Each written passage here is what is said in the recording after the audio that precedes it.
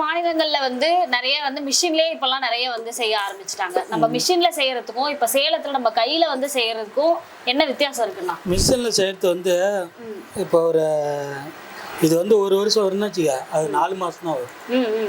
டக்குன்னு அந்து போயிடும். இது அவ்வளோ சீக்கிரம் அக்காது. அவ்வளோதான்.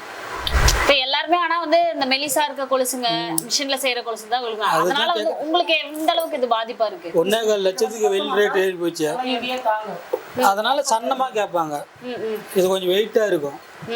அதனால இதான் ஒரிஜினலுங்க. மிஷின் செய்யறது வேஸ்ட்டு. இது வேலை இருக்கிற வரைக்கும் தான் நாங்கள் செய்ய முடியும். வேலை இல்லாதவங்க நாங்கள் என்ன பண்ணுவோம், ஒன்றும் பண்ண முடியாது. இப்போ எங்கள் வீட்டில் கூட வீட்டு வேலைக்கு போகிறாங்க. அதை வச்சு தான் ஏதோ குடும்பத்தை ஓட்டுறோம். வெள்ளி ரேட்டை ஏறதுனால.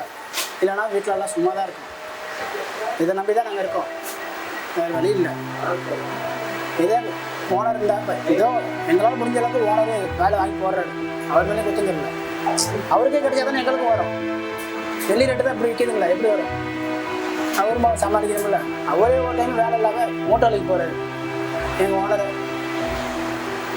சமாளிக்க மாட்டேங்க. இன்னும் ரேட்டு அதிகமாகனால ஒன்றும் சமாளிக்க முடியும்.